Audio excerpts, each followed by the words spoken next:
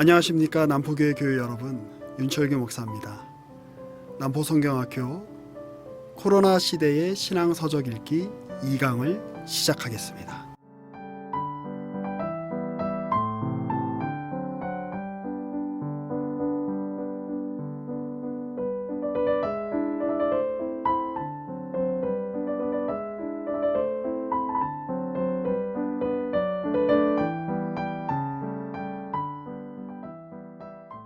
지난 시간에 우리는 톰 라이트의 하나님과 팬데믹이란 책의 서문을 살펴보았습니다.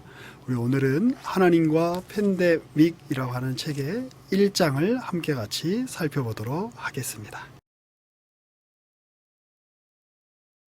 14쪽에서 세 번째 단락에 톰 라이트가 이런 이야기를 합니다. 중립지대는 없다. 의료 분야에서는 전시의 스위스 같은 중립국이 없다. 지금 오늘날 우리가 겪고 있는 문제는 어떤 특정한 인종이나 특정한 나라만의 문제가 아니라 모든 인류가 보편적으로 겪고 있는 문제라는 것이죠. 대한민국만 겪는 것도 아니고 중국만 겪는 문제도 아니고 미국이나 유럽이나 남미만 겪는 문제가 아닙니다. 그래서 우리가 이러한 전 인류가 겪는 보편적이라고 할 수 있는 이 위기 앞에서 함께 같이 지혜를 모으고 또 하나님의 도우심을 구하는 일은 기독교인으로서 매우 중요한 일이라고 할 수 있을 것입니다.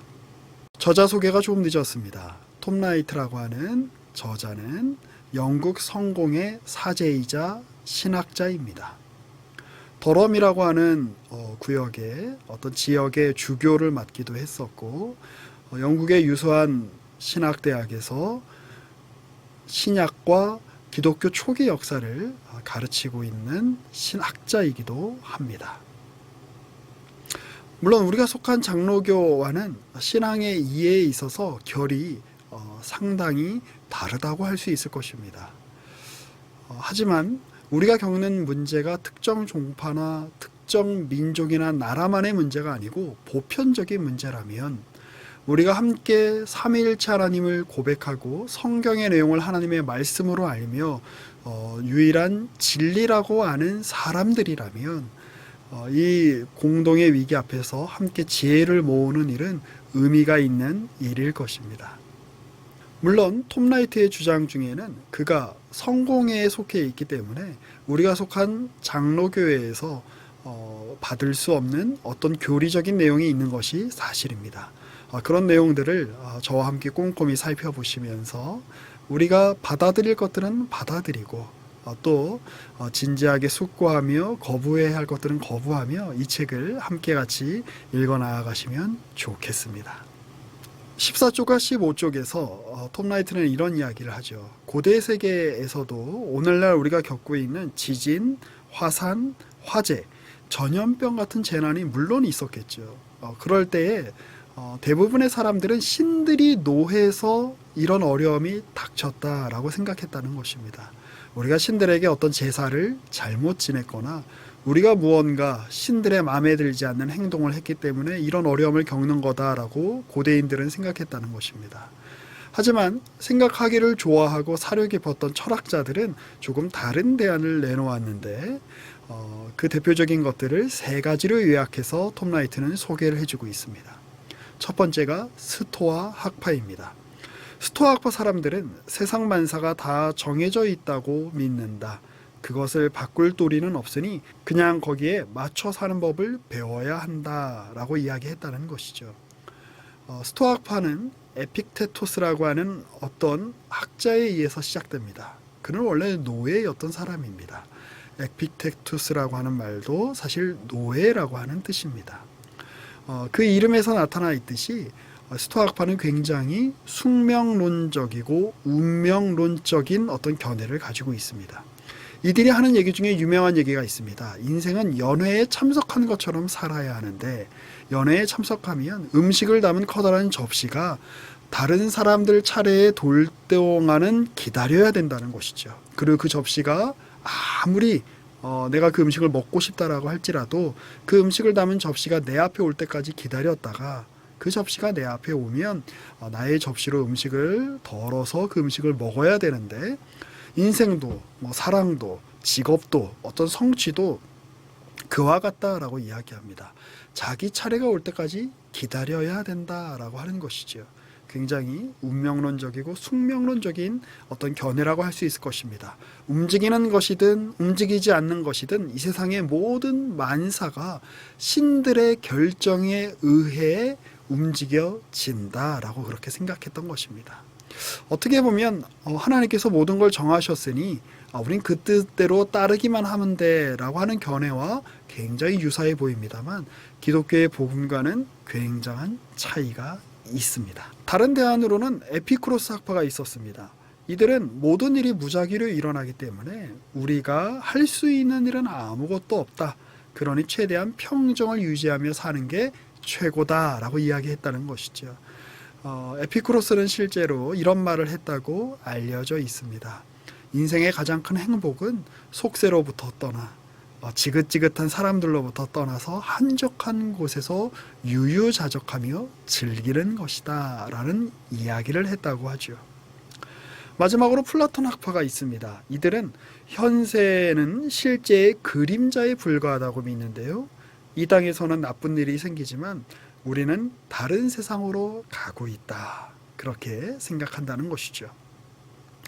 오늘날에도 어떤 위기나 재난이 닥쳤을 때 이런 식의 어떤 사고방식을 가진 사람들이 많습니다.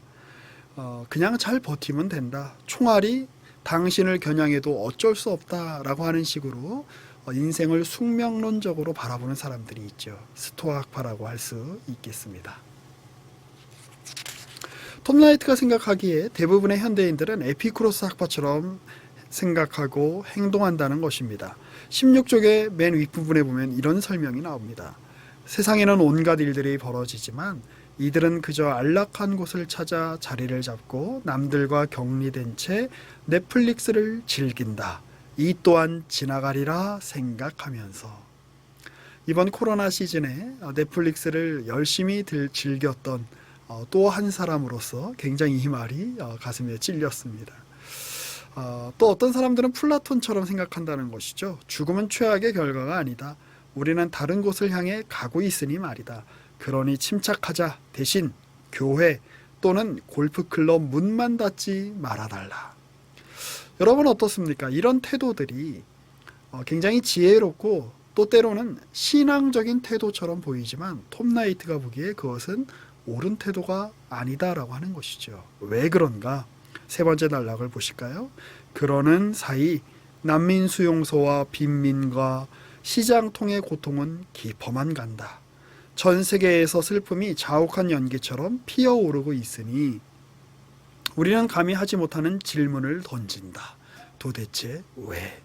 현실에선 사람들이 죽어나가고 있고 현실에선 고통당하는 사람들이 있는 것이 분명한데 그 모든 것에 눈을 가리고 피 안의 세계로 어떤 종교의 세계로 어떤 자기가 누릴 수 있는 안락한 세계로 도피하는 것은 신자들이 가지는 태도가 아니다라고 하는 것입니다. 그럼 신자들은 어떻게 했을까요? 2, 3세기에 로마 제국의 곳곳에서 지금과 같은 전염병이 돌았었습니다. 그때가 되면 부자들은 높은 곳으로 피신을 한다든지 자신들의 재력을 이용하여 안전한 곳으로 피신했습니다. 그러나 기독교인들은 그렇게 하지 않았다는 것이죠. 병자들과 가난한 이들과 함께하며 그들을 치료하고 또 때로는 그런 과정에서 목숨을 잃기도 했다는 것입니다. 사람들이 묻습니다.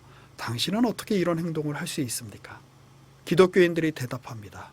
예, 우리는 예수 그리스도를 따르는 사람들이기 때문에 그렇습니다. 그분은 우리를 위해 자신의 생명을 아낌없이 내어주신 분이시죠. 이런 기독교인들의 마음가짐과 태도가 서양 역사에서 기존에는 만들어낼 수 없었던 좋은 것들을 만들어냈다라고 톰 라이트는 지적을 합니다. 의료는 돈이 들었습니다. 교육도 마찬가지죠. 가난한 사람은 게으르거나 불행해서 가난하다고 사람들은 생각했습니다. 가난한 사람을 돌보는 것은 사회의 책임이 아니었죠. 그러나 그리스도인들은 거기에 동의하지 않았습니다. 그들은 세상 사람들과 다른 어떤 기준을 가지고 있었기 때문입니다.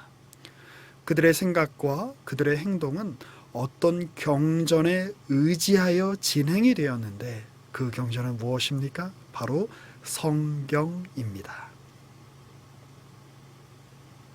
오늘날에도 마찬가지입니다. 여러분들은 어떠십니까? 우리가 지금 현재 겪고 있는 전대미문의 어떤 위기 앞에서 우리가 익숙한 대로 혹은 우리가 각자 생각하는 삶의 철학대로 세상 사람들의 방식대로 우리는 이 위기의 순간을 지나가고 있지는 않습니까?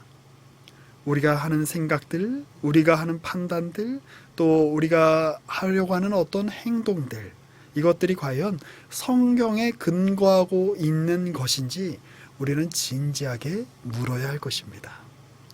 톰 라이트는 성경을 연구하는 학자답게 우리가 이 시기를 잘 보내려면 성경을 깊이 있게 숙고해야 한다라고 이야기합니다. 그래서 다음 장과 그 다음 장에 이어 구약과 신약을 살펴보고 있죠. 하지만 그 전에 우리가 이건 하지 말자라고 이야기합니다. 이 책의 18쪽과 19쪽에 나오는 이야기입니다.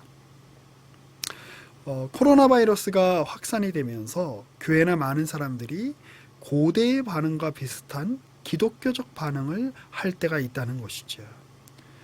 옛날에는 어떤 재난이 닥치면 신들이 노해서 이런 일이 벌어지는 거야 라고 이야기했던 것처럼 오늘날에도 많은 음모 이론들이 판을 치고 있다라고 이야기를 합니다. 어떤 미국인들은 중국이 이 모든 일의 원흉이다라고 생각하고 어떤 중국인들은 모든 게 미국 탓이라고 생각하죠. 그리고 수많은 생각이 마치 바이러스처럼 쉽사리 어떤 면에서는 위험하게 퍼지고 있다라고 톰 라이트는 지적합니다.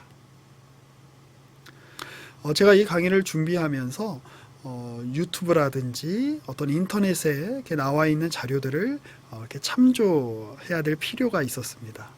그래서 유튜브에 접속을 하거나 인터넷에 이렇게 접속을 하면서 제가 굉장히 깜짝 놀랐습니다. 여러분 혹시 유튜브 알고리즘이란 말 들어보셨습니까?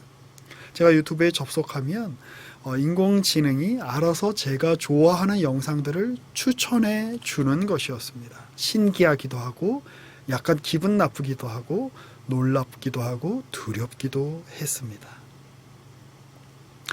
내가 좋아하는 것을 굳이 내가 애써서 검색하지 않아도 되니 굉장히 편리하게 느껴지는 것이 사실이었습니다. 그러나 제가 문제 삼고 싶은 것은 사람의 성숙이란 여러분 언제 어떻게 일어나는 것일까요? 사람은 자기와 익숙하지 않은 것, 자기와 다른 것을 대면할 때 자라고 성숙하게 되는 법 아닐까요? 하나님께서 그렇게 그의 언약 백성들을 인도하셨다는 것을 우리는 성경을 통해서 확인할 수 있습니다. 아브라함을 불러내시죠. 어디서 불러내십니까? 그가 익숙하게 나고 자란 갈대아 우르에서 그를 불러내어 새로운 환경 속으로 그를 데려가십니다. 하나님께서 모세의 때 이스라엘 백성들을 새로운 것으로 몰아가십니다. 이스라엘 백성들은 사실 바로 치하의 애굽에 있는 것이 그 당시에 여러 세계 정서를 살펴봤을 때 가장 안전한 일이고 가장 편한 일이었는지도 모르겠습니다. 그 당시 세계에서 가장 권력과 경제력과 여러모로 사회 시스템과 사회 안전망과 이런 것들이 가장 잘 갖춰진 나라가 가장 강한 나라가 애굽이었습니다. 그런데 그 익숙한 곳을 떠나 홍해를 지나 시내산으로 호렙산으로 광야로 그리고 가나안 땅으로 향하는 여정을 떠났어야만 하는 것이죠. 왜 그렇습니까? 그들은 애굽 안에서만 머물러서는 하나님이 이끌어 가시는 어떤 역사의 진보를 그의 언약 백성들에게 하나님이 의도하신 어떤 성숙을 계시의 확장을 경험할 수 없었기 때문에 그렇습니다. 하나님은 그의 백성들을 익숙하지 않은 환경 속에 그리고 익숙하지 않은 것 속에 아는 사람들을 대면하게 하심으로 그의 백성들을 성숙하게 하시고 하나님의 뜻 가운데 인도에 가신다는 사실을 우리는 성경을 통해서 잘 알고 있습니다. 그런데 유튜브를 비롯한 SNS를 우리가 살펴보면 어떤 일이 일어납니까? 내가 좋아하는 정보만 봅니다. 내게 익숙한 사람들만 만납니다. 내게 듣기 좋은 소리만 듣습니다. 그러면 내가 형성하고 있는 기존의 세계에서 벗어날 길이 없는 것입니다. 확증 편향이란 말 여러분 잘 알고 계시지요? 내가 선호하는 어떤 내용이 그것이 객관적으로 옳으냐 그르느냐를 헤아려 볼 길이 없이 그냥 그것을 지지하는 어떤 정보들만 취득함으로써 그게 정말 진짜라고 믿게 되는 것이지요. 그것은 별로 옳은 태도라고 할 수 없을 것입니다. 하나님께서는 내가 속한 세계를 넘어서 하나님이 이끄시는 더 크고 놀라운 세계가 있다라고 하는 것을 늘 끊임없이 보여주기를 원하십니다. 자, 그래서 주님께서 오늘 우리에게 이러한 상황을 허락하고 계신 건지도 모르겠습니다. 이 낯선 상황, 이 불가해한 상황, 어떻게 나아가야 할지 잘 모르겠는 상황들을 통해 하나님은 우리가 한 걸음 더 나아가기를 원하고 계시는 것이죠. 그러니 우리는 어떤 태도를 가져야 할까요? 우리 교회에 유명한 표어가 있죠. 남 탓하지 말고 너나 잘해라. 그 너나 잘해라 라는 말을 우리 자신에게 적용해야 하지 않을까요? 이 모든 인류 모두가 겪는 중립지대가 없는 이 재난 앞에서 우리가 누군가를 탓한다고 상황이 나아지지 않습니다. 교회를 탓한다고, 어떤 지도자를 탓한다고, 어떤 나라를 탓한다고, 이 세계를 탓한다고 나아질 것은 아무것도 없습니다. 우리가 할 수 있는 것은 우리의 자리에서 하나님이 주신 창조성을 발휘하여 우리가 할 수 있는 일을 해 나아가야만 할 것입니다.